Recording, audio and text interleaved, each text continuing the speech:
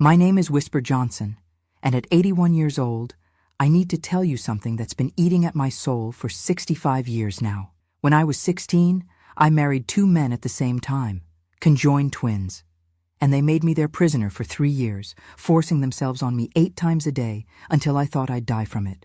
I know what you're thinking. You're thinking this old woman's lost her mind, sitting here in my little house on Elm Street with my tea getting cold and my cat purring on the windowsill. You're thinking, maybe the years have scrambled my memories like eggs in a pan. But I'm telling you the God's honest truth, and every word of it is burned into my heart like a brand. I'm Whisper Johnson, though that wasn't always my name.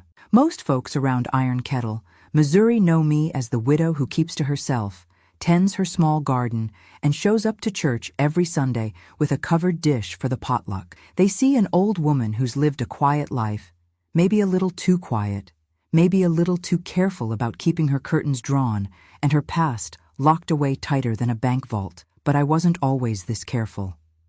I wasn't always this quiet. There was a time when I was just a scared girl with nowhere to go and no one to turn to, and I made a choice that I thought would save me. Instead, it nearly destroyed everything I was and everything I could have been.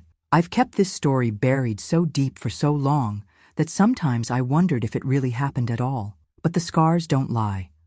The memories don't fade.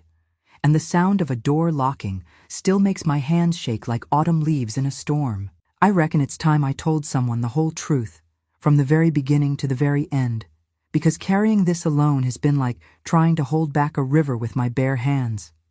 So settle in with me, if you will. Let me take you back to 1959, when I was just 16 and thought I knew what love was supposed to look like. Let me tell you about Jacob and Elias Gable, and how what started as salvation turned into the longest nightmare of my life. And maybe, just maybe, if you listen to every word I have to say, you'll understand how a person can survive the impossible and still find a way to call it living. You have to understand something about Iron Kettle, Missouri in 1959. It was the kind of place where everybody knew everybody's business. But some secrets were so dark that folks pretended they didn't exist at all. The Gable twins were one of those secrets. They lived up on Mockingbird Hill in that big white house that used to belong to their grandparents, and most people in town acted like that house was empty, like those boys had never been born at all. But I knew they existed because I'd seen them once when I was maybe 12 years old. I was walking past the Mercantile with Mrs. Hendricks. She was the lady who took me in after my mama died, and I caught a glimpse of them through the back window of old Mr. Abernathy's delivery truck. 2 grown men sharing one body from the waist down, sitting there quiet as church mice while Mr. Abernathy loaded their groceries. Mrs. Hendricks yanked my arm so hard I thought she'd pull it clean off and told me never to stare at God's mysteries, that some things weren't meant for young eyes to see. I was an orphan, you understand. Had been since I was 10 when my mama caught the consumption and wasted away to nothing in the space of 6 months. My daddy had run off when I was just a baby, so when Mama died, I became what they called a ward of charity. Mrs. Hendricks took me in, but it wasn't out of kindness. The county paid her a little something each month, and I earned my keep doing the cooking and cleaning and mending. She wasn't cruel, exactly, but she wasn't warm either. Love was a luxury we couldn't afford in that house. By the time I turned 16, Mrs. Hendricks was making it clear that my time under her roof was coming to an end. The county payments would stop when I turned 18, and she had her own troubles to worry about. She'd started talking about finding me suitable employment, which in a town like Iron Kettle meant working in somebody's kitchen or maybe cleaning rooms at the boarding house if I was lucky. If I wasn't lucky, well, there were other kinds of work that desperate girls sometimes had to consider. That's when Reverend Morrison came to see Mrs. Hendricks with what he called a proposition from God himself. I was in the kitchen making biscuits for supper when I heard their voices drifting through the thin walls, low and serious, like they were discussing funeral arrangements. The Reverend, he told Mrs. Hendricks that the Gable family had made an unusual request. They were looking for a young woman to marry their boys, both of them, legal and proper, before God and the state of Missouri. It wasn't unheard of, the Reverend said, in cases like theirs, where nature had bound 2 souls in one body. The law allowed for it under special circumstances, and the church would sanctify it as long as all parties were willing and of age. The Gables were offering a generous sum to whoever would help arrange such a marriage, enough money to set Mrs. Hendricks up comfortable for years to come. And they were specifically requesting someone young, someone who could adapt to their particular situation, someone who wouldn't be frightened away by their condition. I remember standing there with flour on my hands, listening to them talk about me like I was livestock being sold at auction, my whole future being decided by two people who saw me as nothing more than a problem to be solved and a check to be cashed. Mrs. Hendricks called me into the parlor that evening after the Reverend left. She sat me down in the good chair, the one with the blue flowers that I was usually forbidden to even touch, and explained the situation with the kind of careful words you use when you're trying to make something terrible sound reasonable. The Gable twins, she said, were good Christian men who'd been dealt a difficult hand by the Almighty. They owned considerable property, had money in the bank, and could provide for a wife in ways that few men in Iron Kettle could manage. It would be a marriage of convenience, she said. But convenience was better than charity, and charity was all I could expect otherwise. What she didn't say, what hung in the air between us like smoke from a dying fire, was that I didn't really have a choice. At 16, with no family, no money, and no prospects, I could either accept this proposition or find myself on the street come my 18th birthday. I asked her if she'd ever seen them herself, and her face went pale as milk. She told me that some things in this world were God's business, not ours, and that a good Christian woman learned to accept what the Lord provided without questioning His wisdom. And that's when I knew that whatever was waiting for me up on Mockingbird Hill was going to change everything about who I was and who I thought I could become. The first time I met Jacob and Elias Gable, I thought I was looking at a miracle and a curse, all wrapped up in one body. It was a cold Tuesday morning in November when Reverend Morrison drove me up that winding dirt road to Mockingbird Hill. The trees were bare as bones, and the wind cut through my thin coat like it was made of paper. I remember how my hands shook, not from the cold, but from something deeper, something that felt like standing at the edge of a cliff and knowing you were about to jump.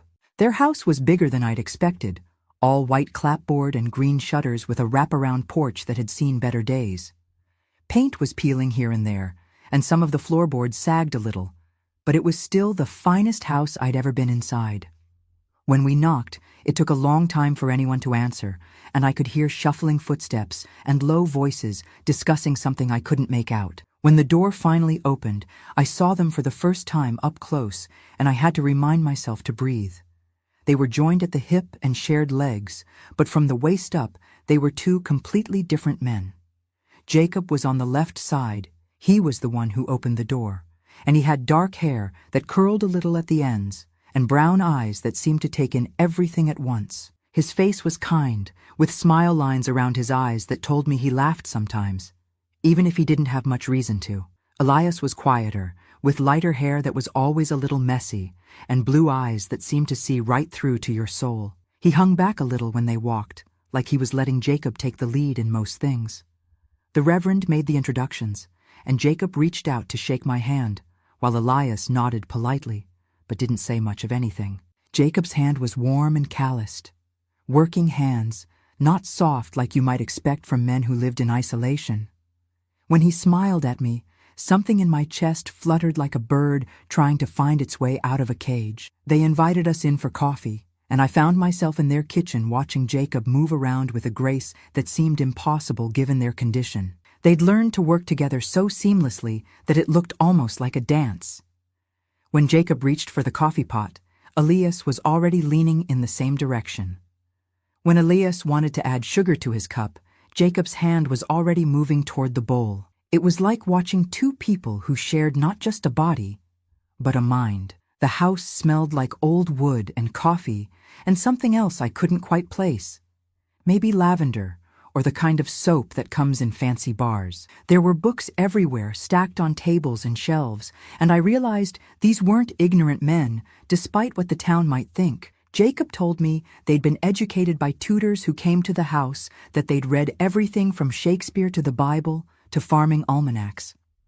Elias mentioned that they particularly loved poetry, and when he recited a few lines from memory, His voice was soft and musical in a way that made my heart do funny things. They asked me about myself, what I liked to read, if I enjoyed cooking, whether I'd ever lived on a farm. Jacob did most of the talking, but I noticed that Elias watched my face carefully when I answered, like he was memorizing every expression.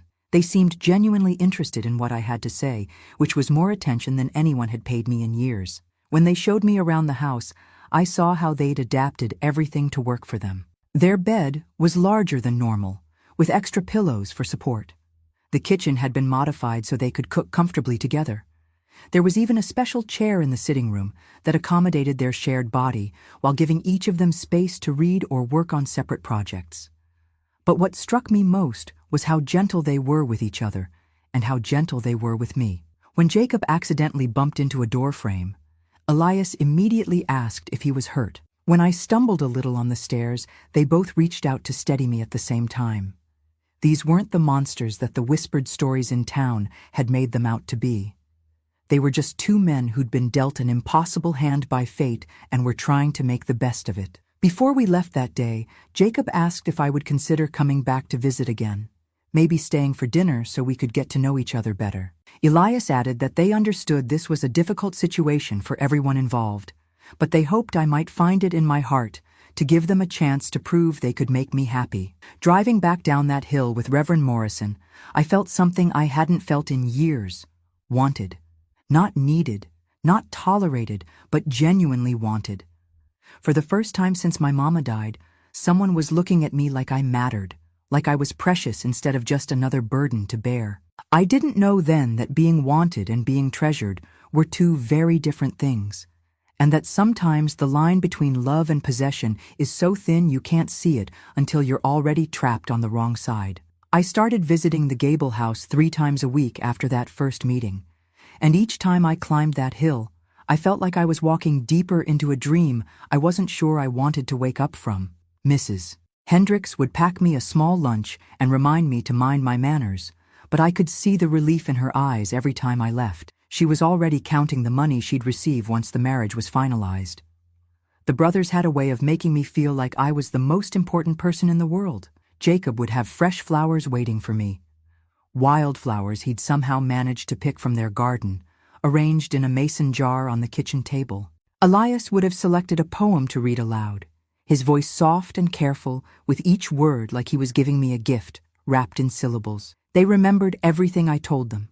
How I liked my coffee, that I was afraid of thunderstorms, that my mama used to sing hymns while she did the washing. But it was the little things that started to change first. So gradual, I almost didn't notice. When I mentioned that I enjoyed reading, Jacob brought out a book of poetry that had belonged to their mother and told me I could borrow it for as long as I liked. But when I tried to take it home, Elias suggested it might be better if I read it there, where the light was better, where I could ask them questions if I didn't understand something.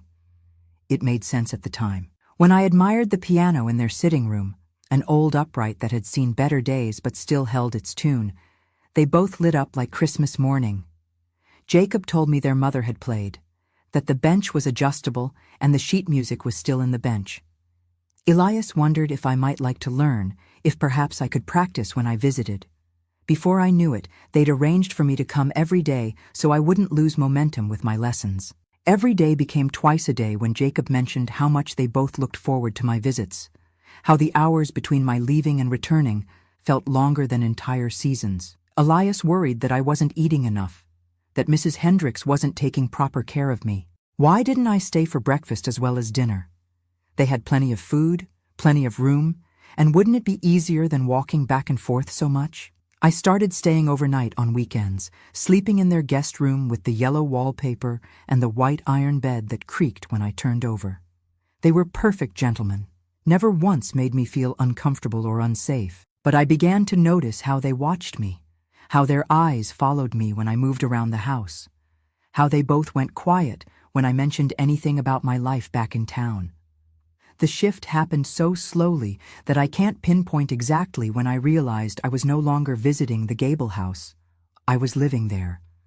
My few possessions had migrated from Mrs. Hendricks' place bit by bit. My Sunday dress hung in their closet because it was easier than carrying it back and forth. My hairbrush sat on their bureau because I'd forgotten it one too many times.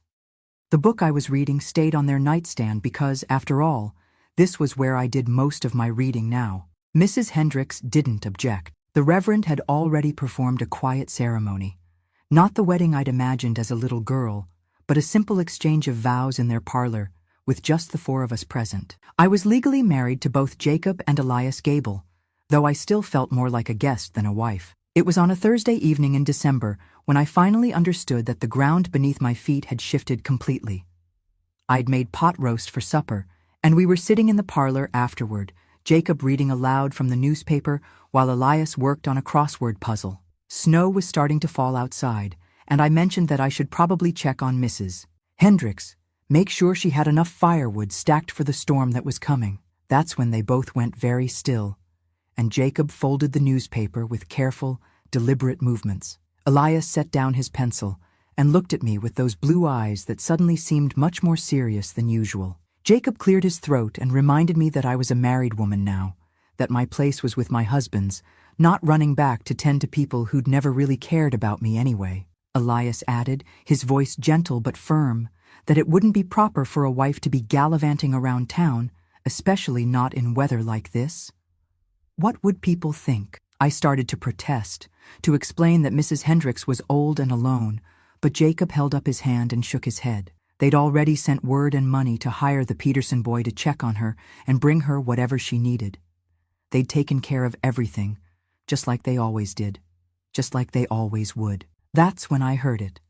The soft click of the front door lock turning. Jacob had reached over casually, almost absently, and turned the key while he was talking. When I looked at him with confusion, he smiled that same warm smile I'd grown to love and told me it was for my own safety, that the roads were getting icy and it was dangerous to be out after dark. But the key disappeared into his pocket, and for the first time since I'd climbed Mockingbird Hill, I realized I had no idea where I was standing in this strange new geography of my life. Winter settled over Mockingbird Hill like a heavy quilt, and with it came a quiet that seemed to press against the windows and seep through the walls.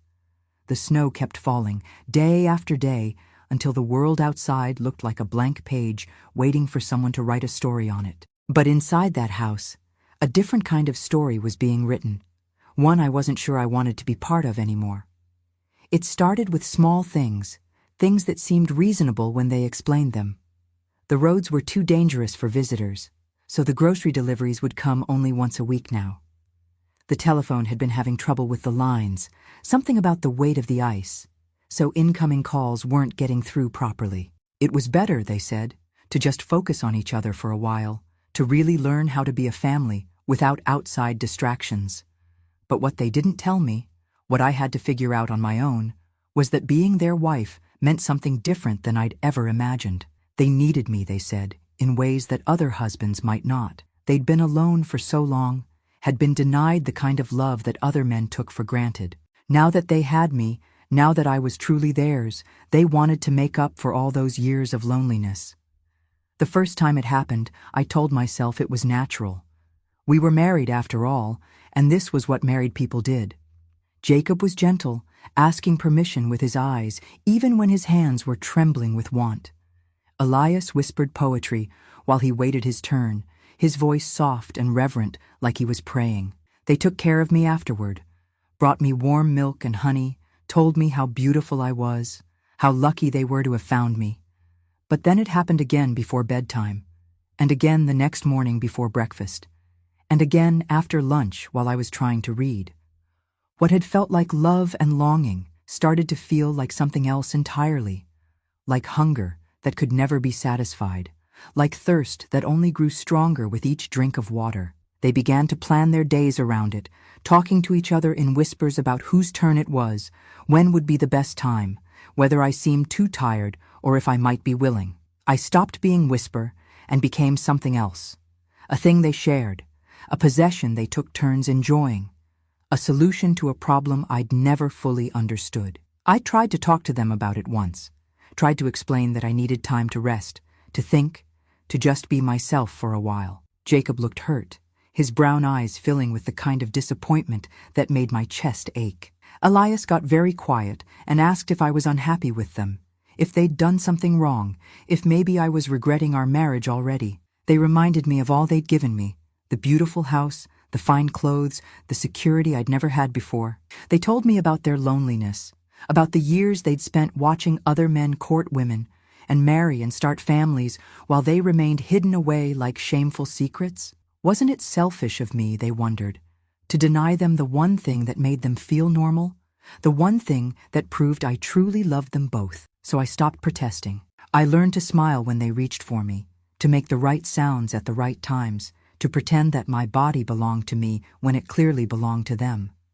I became an actress in my own life, playing the role of the willing wife while something inside me grew smaller and quieter with each performance. The worst part wasn't the frequency or the expectation. It was the way they made it seem like love. They brought me gifts afterward, little tokens of appreciation that felt more like payment than affection. They praised me constantly, told me how good I was, how perfect, how lucky they were. They made me complicit in my own disappearance by convincing me that this was what I wanted, what I'd agreed to when I said yes to their proposal. By February, I realized I hadn't seen the outside world in over 2 months. The snow had melted and frozen and melted again. But I knew this only from watching through windows that might as well have been paintings for all the good they did me. I hadn't spoken to another human being besides Jacob and Elias since Christmas, and I was starting to forget what my own voice sounded like when it wasn't responding to their needs and demands. That's when I found the other lock, the one on the back door that I'd never noticed before because I'd never had reason to try that door, and the ones on the windows that didn't open no matter how hard I pushed, and the telephone that, when I finally got up the courage to pick it up while they were sleeping, had no dial tone at all. I stood in their kitchen at 3 a.m, still wearing the nightgown Jacob had bought me because it was prettier than that old thing I'd brought from Mrs. Hendricks's house, and finally understood what had happened to me. I wasn't a wife. I wasn't even a person anymore. I was a prisoner who'd unlocked her own cell and handed over the key with a smile. Spring came late that year, but when it finally arrived, it brought with it a restlessness I couldn't shake.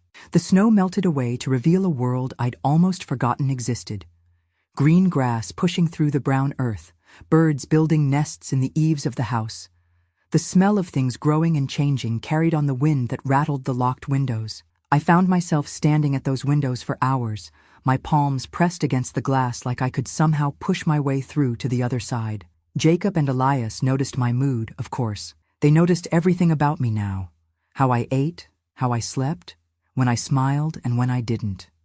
They started planning special activities to cheer me up, they said. Jacob suggested we plant a garden together, something to give me a project to focus on.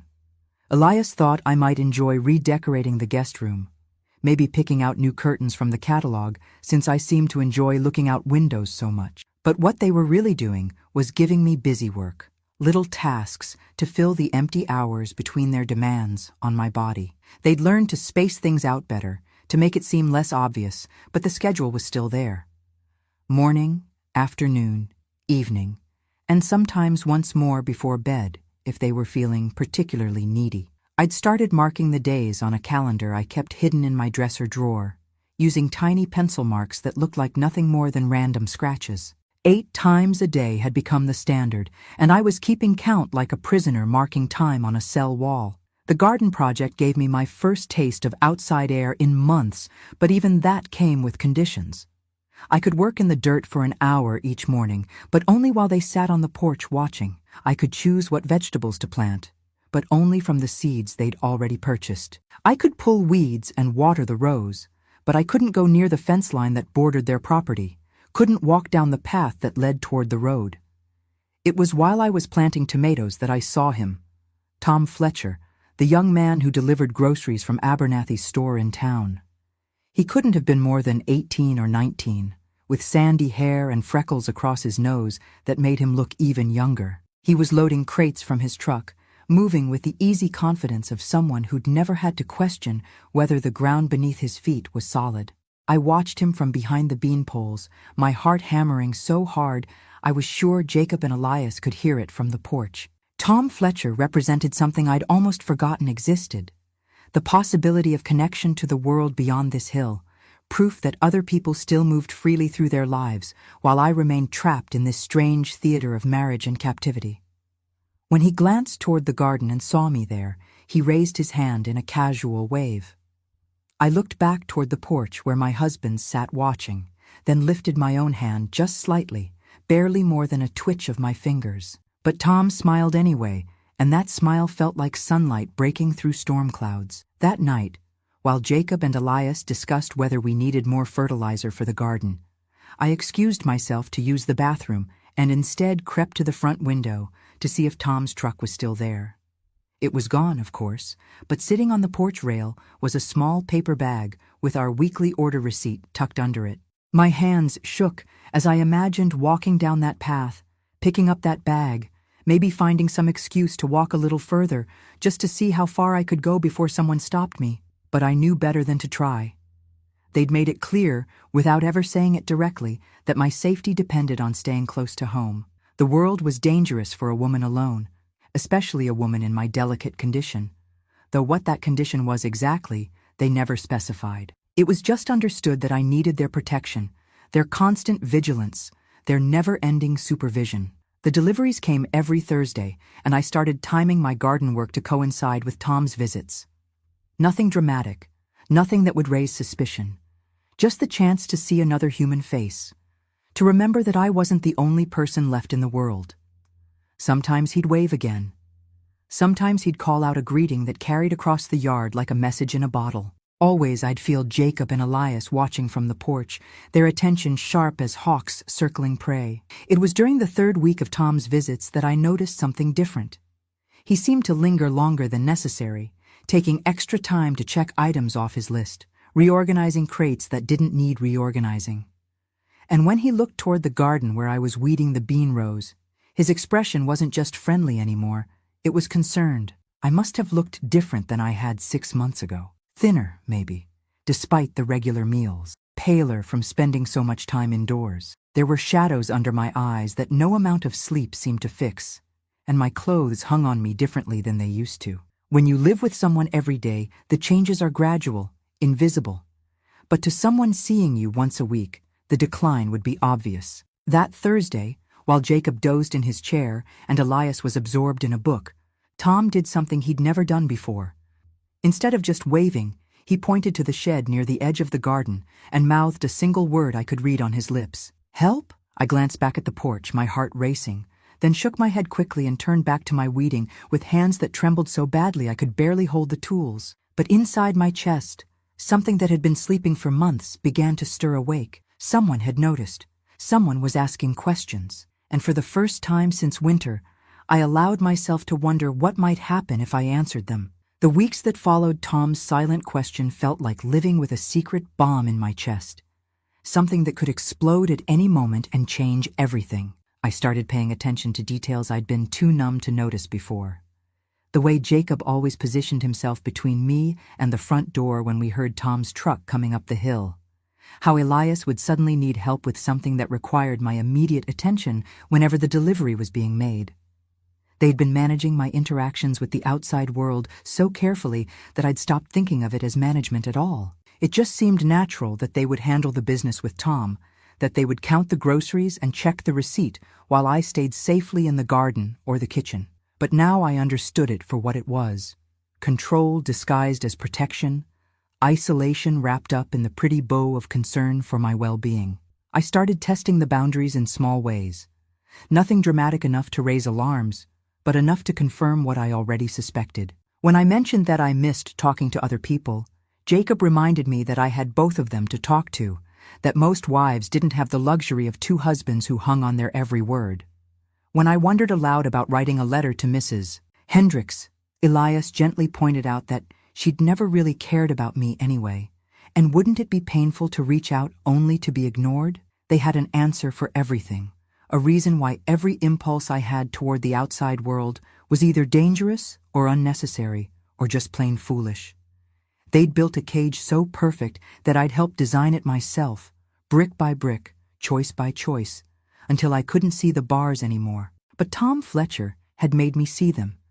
And once you notice the cage, you can't stop noticing it. I started paying attention to how they moved together, how they anticipated each other's needs and reactions. When Jacob wanted to touch me, Elias would find some excuse to look away or busy himself with a book. When Elias needed his turn, Jacob would suddenly remember chores that required his attention elsewhere, as if they could somehow give each other privacy in a body they shared. I realized they'd developed elaborate systems for managing not just me, but themselves and their own complicated relationship with possession and desire. The grocery deliveries became my lifeline to sanity, the one event each week that reminded me there was still a world beyond these walls. I started timing everything around Thursday mornings. When I washed my hair, when I wore my blue dress that brought out my eyes, when I worked in the part of the garden that was most visible from the driveway. I told myself I was just trying to look nice, to feel human again. But deep down, I knew I was sending signals like a lighthouse sending out beams into the darkness. Tom started leaving things. Nothing obvious. Nothing that would be noticed by anyone who wasn't looking for them. A penny on the porch rail that hadn't been there before. A small stone placed just so on the garden gate. A wildflower tucked under the corner of the grocery receipt. Tiny signs that he was thinking about me, that he was paying attention, that someone in the world still saw me as a person worth noticing. I never responded directly, never left signs in return. The risk was too great, and I'd learned to be afraid of my own shadow by then. But I started positioning myself where he could see me better during his deliveries, started making eye contact that lasted a few seconds longer than politeness required. And once, when Jacob and Elias were both distracted by an argument about something they'd read in the newspaper, I pressed my hand to my throat and shook my head slightly. A gesture so small it could have been brushing away a mosquito, but unmistakable if you were looking for it. Tom's eyes went wide, and he nodded once, quickly, before turning back to his truck. That night, lying between my two husbands while they slept the deep sleep of satisfaction, I allowed myself to imagine what it would be like to walk down that hill, to climb into Tom's delivery truck, to feel the wind through the open windows as we drove away from Mockingbird Hill and back into the world of normal people living normal lives. But imagination was dangerous territory, and I'd learned to keep my dreams small and quiet. Still, something had changed in me that day when Tom saw my silent plea for help. For the first time in months, I'd communicated with another human being without Jacob and Elias controlling every word, managing every interaction, deciding what was safe for me to say and think and feel. It was such a small act of rebellion that anyone else would have laughed at its insignificance. But for me, it felt like striking a match in a cave, a tiny flame that might not light the way out, but at least proved that fire was still possible. The next Thursday, Tom brought more than groceries. Hidden in the bottom of the egg carton, underneath the cardboard divider, was a folded piece of paper no bigger than a postage stamp. On it, in pencil so light I had to hold it up to the window to read it, were 4 words that made my knees go weak. "Are you in danger?"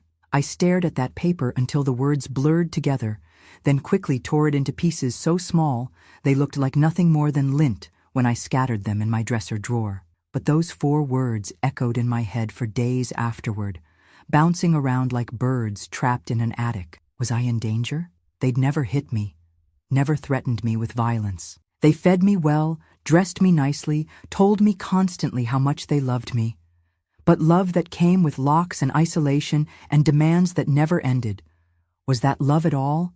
Or was it something else wearing love's mask? For the first time since I'd climbed Mockingbird Hill, I had to answer a question that someone else was asking, instead of just accepting the answers that Jacob and Elias provided for everything. And the answer, when I finally admitted it to myself, made my whole body shake like I was coming down with fever. Yes, I was in danger. But the danger wasn't just to my body.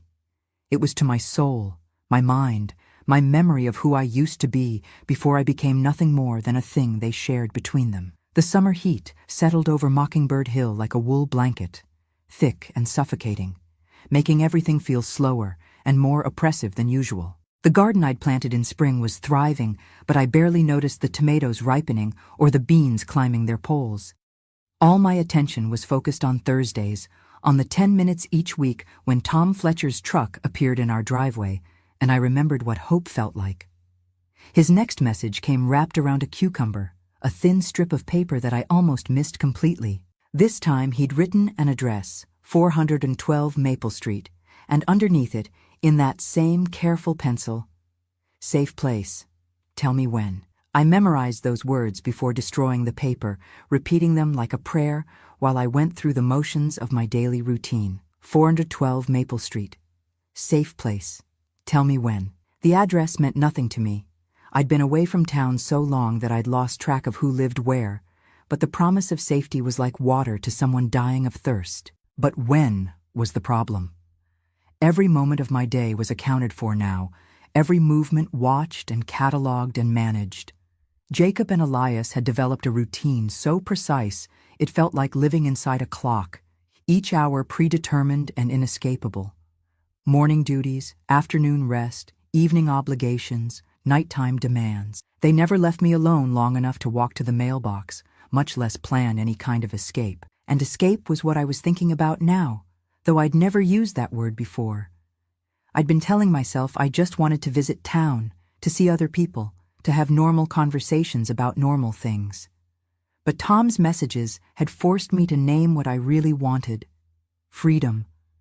The right to make my own choices, to come and go as I pleased, to say no when I meant no, and have that word respected. The heat made everything worse. Jacob and Elias seemed to need me more frequently during the long, sweltering afternoons when there was nothing else to do but seek whatever comfort they could find. The house had no air conditioning, just fans that pushed the thick air around without cooling it, and the windows that might have provided cross breezes remained locked tight. I found myself counting the hours until sunset, then counting the hours until sunrise, marking time like a prisoner serving a sentence with no end date. It was during one of those suffocating July afternoons that I discovered something that changed everything. Jacob had fallen asleep in his chair after lunch, and Elias was dozing too, their shared body heavy with heat and the kind of satisfaction that comes after taking what you want. I was clearing the lunch dishes when I noticed that Jacob's pants pocket was gaping open,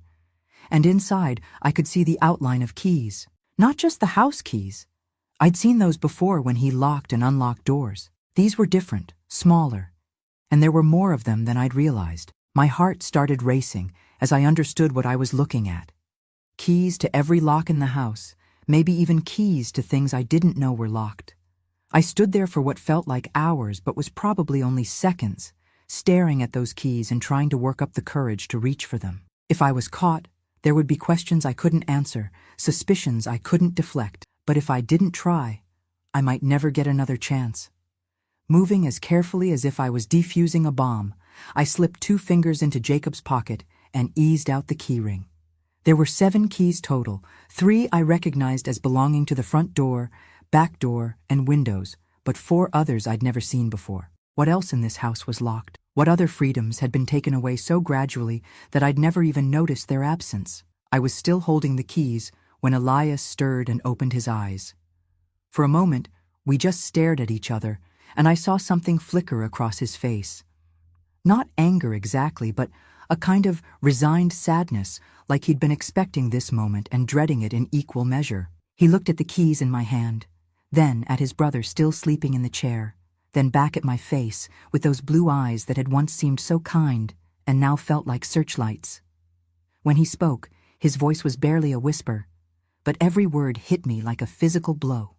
He told me he understood why I might be curious about those keys, why a young woman might feel restless and want to explore. But he reminded me that some doors were locked for good reasons, that some freedoms were dangerous for people who didn't understand the world the way they did. He'd seen what happened to girls who went looking for trouble, who thought they knew better than the men who loved them and wanted to protect them. Then he held out his hand, palm up, waiting for me to return what I'd taken. I stood there holding those keys, feeling the weight of them in my palm like I was holding my own future. This was the moment, the choice between safety and freedom, between the known misery of my current life and the unknown risks of whatever lay beyond those locked doors. Everything that happened next would depend on what I did in the next few seconds. But Elias was still waiting, still watching me with that patient expression that said he knew I would make the right choice, the safe choice, the choice that kept his world exactly as he needed it to be. And Jacob was starting to stir in his chair, his eyelids fluttering as he began to wake from his nap. I closed my fingers around the keys and felt the metal edges bite into my palm. For the first time in months, I was holding something that could change everything. The question was whether I had the courage to use it. I placed those keys back in Jacob's pocket that afternoon, my hands shaking so badly I nearly woke him in the process. But something had shifted inside me during those few seconds when I held them. Something that couldn't be locked away again, no matter how tightly they controlled everything else. For the first time since I'd become Mrs. Gable, I'd made a choice. Even if that choice was to wait for a better moment, a safer opportunity. Elias never mentioned what had happened, but I caught him watching me differently after that day. Not with suspicion exactly, but with the kind of careful attention you give to something that might break or run away when you're not looking. He started finding excuses to stay closer to me during the day, suggesting we read together in the same room, asking for help with tasks that didn't really require assistance. The invisible leash they'd always kept on me grew shorter and tighter. But I'd learned something important about their system of control. It depended on my cooperation, my willingness to accept their version of reality, my belief that I was safer with them than without them. Once I stopped believing that, once I started questioning every kindness and examining every restriction, their power over me began to crack like ice in spring. I started paying attention to the rhythms of the house in ways I never had before. When they slept most deeply, when they were most distracted, when their guard was down, I noticed that Jacob's breathing changed when he was truly asleep versus when he was just resting his eyes. I learned that Elias could fall into such deep concentration while reading that he barely noticed what was happening around him. I memorized which floorboards creaked and which doors squeaked when opened. Most importantly, I started preparing myself mentally for what felt like an impossible task, communicating with Tom Fletcher in a way that would let him know I needed help without alerting Jacob and Elias to what I was planning. Every Thursday, I rehearsed different scenarios in my mind, different ways I might signal distress or slip him a message, but every plan seemed too risky, too likely to end in discovery and consequences I didn't want to imagine. It was late August when opportunity finally presented itself in the most unexpected way. Jacob had been feeling poorly for several days. Nothing serious, just a summer cold that left him sluggish and congested. Elias was worried enough to suggest they skip their usual afternoon routine with me, that they should both rest until Jacob felt better. It was the first time in months that I had an entire afternoon without their constant attention and demands. I spent that first hour of unexpected freedom just sitting in the kitchen, marveling at the silence, at the ability to think my own thoughts without interruption. But then I heard Tom's truck coming up the hill, a day early because of some mix-up with the delivery schedule, and I knew this was the moment I'd been waiting for. Jacob and Elias were both dozing in the bedroom, the sound of Jacob's congested breathing masking any small noises I might make. My hands were trembling as I tore a piece of paper from the back of a recipe book and wrote 4 words in the tiniest handwriting I could manage.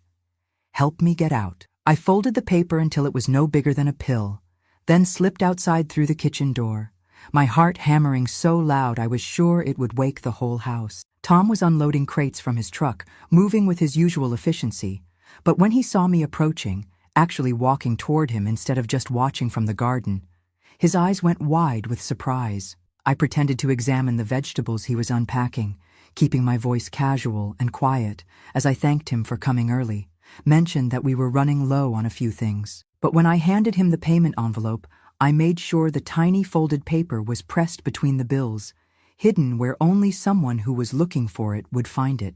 Tom's fingers brushed mine as he took the envelope, and for just a moment our eyes met. I saw understanding there, and determination, and something that looked like anger on my behalf. He nodded once, almost imperceptibly, then continued with his work as if nothing had happened. I was back in the kitchen within 5 minutes, washing vegetables and starting dinner preparations like I'd never left. When Jacob and Elias woke up an hour later, I was humming while I worked, appearing more content than I'd seemed in weeks. They commented on my improved mood, pleased that their afternoon of rest had apparently been good for all of us. But inside, I was counting hours and days, calculating how long it would take Tom to figure out what to do with my message, wondering if 412 Maple Street was really as safe as he'd promised, trying to imagine what my life might look like if I ever made it off Mockingbird Hill alive. That night, lying between my sleeping husbands, I allowed myself to do something I hadn't done in almost a year. I prayed. Not the careful, grateful prayers I'd been taught to offer for my food and shelter and the generous men who provided for me, but the desperate, bargaining kind of prayer that comes from the deepest part of your soul when you're running out of hope. I prayed for courage. I prayed for opportunity. I prayed that someone, somewhere, was listening to a trapped girl's whispered pleas for deliverance. And for the first time in months, I prayed that I would live long enough to see what freedom felt like again. The next Thursday didn't come. Tom's truck never appeared in our driveway, and by afternoon Jacob and Elias were both agitated in ways I'd never seen before. They kept looking out the windows, checking and rechecking the calendar, wondering aloud what could have happened to delay the delivery. Jacob suggested maybe Tom was sick, or his truck had broken down. Elias wondered if there might have been some kind of accident on the mountain roads. But I knew better. I knew that my tiny folded message had reached its destination, and that somewhere in town people were asking questions that Jacob and Elias didn't want answered. Friday came and went with no word from town. Saturday stretched endlessly, filled with the kind of tense silence that comes before storms. Jacob and Elias whispered to each other when they thought I couldn't hear, their voices low and urgent in a way that made my skin crawl. They were planning something, making decisions about something, and I had the terrible feeling that I was the something they were discussing. Sunday morning, Jacob announced that we wouldn't be going to church. Something about the weather looking threatening, though the sky was clear as crystal. Instead, we would have our own service at home, just the three of us, the way God intended families to worship together. But what he really meant was that we wouldn't be leaving the house, wouldn't be seen by anyone who might ask uncomfortable questions about why I looked so thin and scared. By Sunday afternoon, I understood that my message hadn't just been received. It had triggered something much bigger than I'd expected. Tom Fletcher hadn't just read my plea for help and decided to rescue me himself. He'd taken it to other people, people with authority, people who had the power to ask questions that Jacob and Elias couldn't deflect with charm and explanations. The realization hit me like a physical blow. I was about to be discovered, and they knew it. That's when their behavior changed completely. The gentle manipulation and careful control gave way to something much more direct and frightening. Jacob started checking and rechecking every lock in the house, testing windows that hadn't been opened in months, counting keys like a miser counting coins. Elias began moving our food supplies to different locations, hiding things in places that would take time to find, preparing for what looked like a siege. They explained it to me carefully, patiently, the way you might explain a difficult concept to a slow child. There were people in town who didn't understand our situation, who might try to interfere with our marriage based on ignorance and prejudice. These people thought they knew what was best for me, but they'd never taken the time to see how happy I was, how well cared for, how much my husbands loved and cherished me. If anyone came asking questions, Jacob said, I needed to remember that I was here by choice, that I was a willing and grateful wife, that any suggestion otherwise was insulting to all three of us. Elias added that some people might try to trick me, might claim they were there to help, when really they just wanted to cause trouble for our family. But underneath their careful explanations, I could hear the threat that had always been there, just hidden beneath layers of kindness and concern. They would not let me go. Ever. And if anyone tried to take me away from them, there would be consequences that none of us wanted to face. Monday morning brought the sound I'd been both hoping for and dreading. Vehicles coming up our hill. Not just Tom's delivery truck, but other cars, official-sounding engines that meant business. I was in the kitchen making breakfast when I heard them, and I dropped the plate I was holding, watching it shatter on the floor like my nerves had finally shattered after months of careful control. Jacob appeared in the doorway instantly, as if he'd been waiting for this moment. His face was calm, but his eyes held a wildness I'd never seen before, and when he spoke, his voice was steady as stone. He told me that whatever happened next, I needed to remember that I belonged with them, that I was safe with them, that the world outside would never understand or accept what we had together. He reminded me of all the times they'd protected me, provided for me, loved me when no one else cared whether I lived or died. The sound of car doors slamming echoed across the yard, followed by heavy footsteps on the porch stairs. Multiple voices, men's voices, calling out official-sounding words about warrants and investigations and welfare checks. Elias took my hand in both of his blue eyes filled with something that looked like goodbye. He whispered that no matter what anyone told me, no matter what they promised or threatened, I needed to remember that love sometimes looked different than people expected, and that real love meant never giving up on the people who needed you most. The pounding on the front door was loud enough to rattle the windows, and a voice I didn't recognize was shouting about having legal authority to enter the premises, about conducting an official investigation into reports of an endangered person. Jacob reached for his keys, but instead of unlocking the door, he double-checked that every lock was secure. We stood there in the hallway, the three of us who had become something twisted and unrecognizable over the course of almost 3 years, listening to the sounds of rescue and reckoning finally arriving at our door. I realized I was crying, but I couldn't tell if the tears were from relief or terror. Because as much as I wanted to be saved, as much as I'd prayed for this moment, I also knew that once that door opened, everything would change in ways I couldn't predict or control. The girl who had climbed Mockingbird Hill at 16 was gone forever. But maybe, just maybe, the woman who was about to walk back down it could still find a way to live. The pounding stopped suddenly, and in the silence that followed, I heard something that made my knees weak. Tom Fletcher's voice, but not alone. He was talking to someone else, someone with authority in his words and purpose in his step. Through the thin walls, I caught fragments of their conversation, pieces of a plan that had been forming while I'd been trapped in my own desperate world. Tom hadn't just read my message and acted alone. He'd taken it to Sheriff Franklin, yes, but he'd also shown it to someone else. His Aunt Martha, who worked at the county courthouse and knew things about legal procedures and women's rights that most folks in Iron Kettle had never considered. More importantly, Martha Fletcher had been keeping records, documenting deliveries to our house, noting the strange requests and the increasing isolation, building a case that no one could dismiss as gossip or speculation.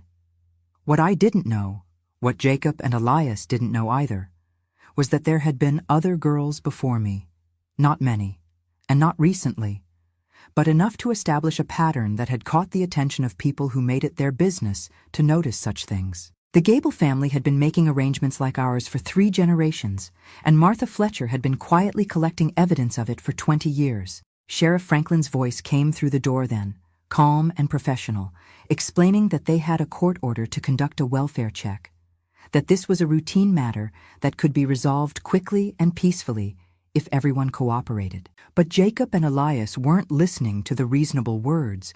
They were hearing something else entirely, the sound of their carefully constructed world beginning to crumble. That's when Elias did something that shocked me more than anything that had happened in the past 3 years. He looked at his brother, then at me, and in a voice so quiet I almost missed it, he told Jacob to give me the keys. Jacob stared at him like he'd lost his mind, but Elias kept talking, his words coming faster now, more urgent.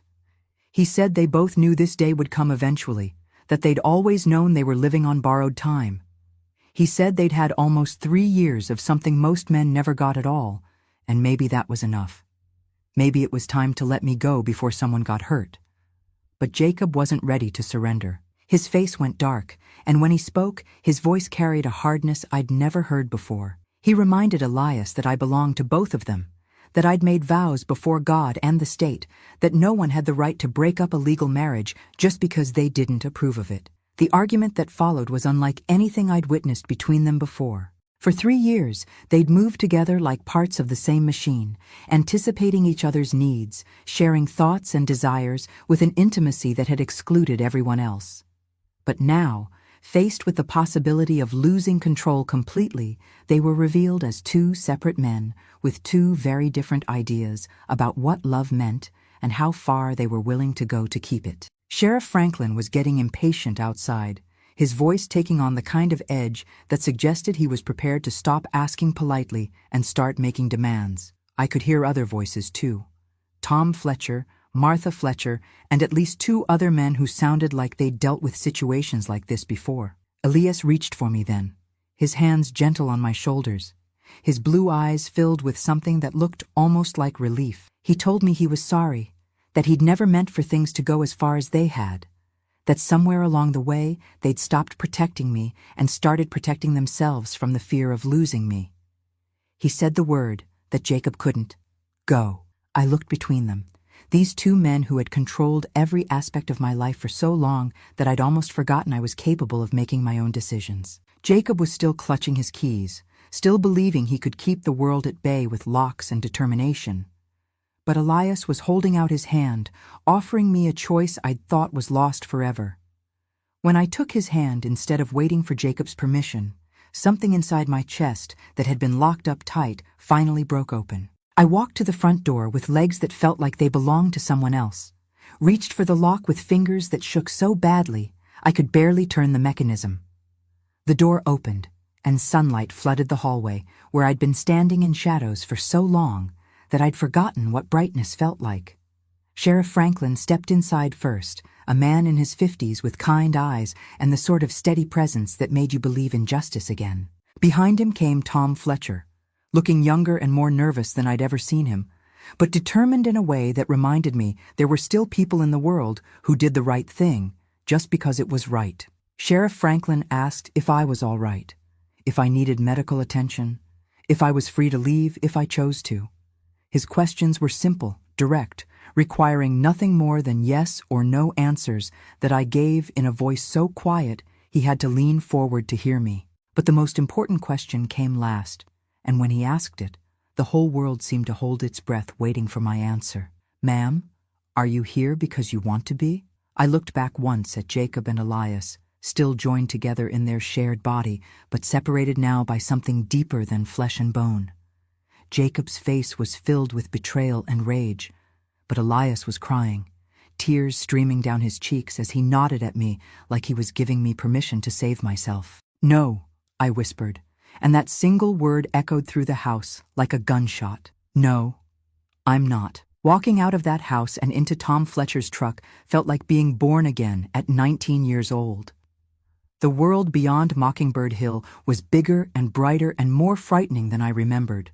But it was mine again in a way it hadn't been since I was 16, and desperate enough to believe that any kind of love was better than none at all. The legal proceedings took months to sort out. Turned out that what Jacob and Elias had done wasn't technically kidnapping, since I'd married them willingly.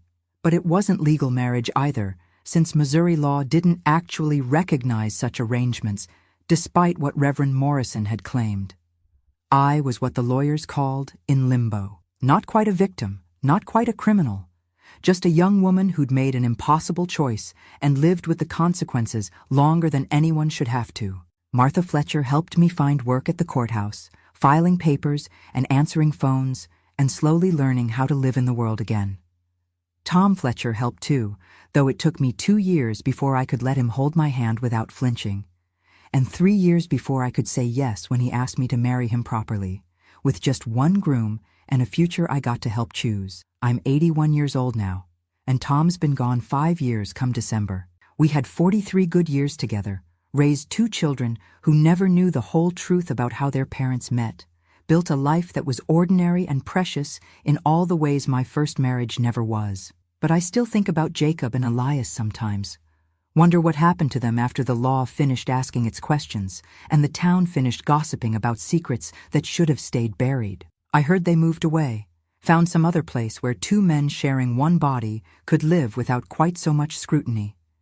I hope they learned something from what happened, though I suspect they probably just learned to be more careful about the kind of girl they chose next time. The thing about surviving something impossible is that it changes how you see everything else. Every choice I made after walking out of that house felt like a gift, every ordinary day like a small miracle. I learned that love doesn't come with locks, that protection doesn't require imprisonment, that being wanted and being valued are 2 entirely different things. If my story has found its way to you tonight, wherever you're listening from, I hope it reminds you that it's never too late to choose yourself, to say no when no is what you mean, to walk toward the light even when you can't see what's waiting on the other side. I hope it helps you remember that your voice matters, your choices matter, your life belongs to you and no one else. I've shared this story because sometimes the bravest thing you can do is tell the truth about what survival really looks like. It's not always pretty, and it doesn't always make sense, but it's yours. And that, more than anything else, is what makes it worth fighting for. If you think there's someone out there who needs to hear these words, maybe you could help my voice find its way to them. Sometimes the most important conversations happen between strangers who understand that being human means looking out for each other, even when we don't know each other's names. Tell me in the comments, what city are you watching this from? I'd love to know how far these old memories have traveled, and maybe you've got a story of your own that needs telling.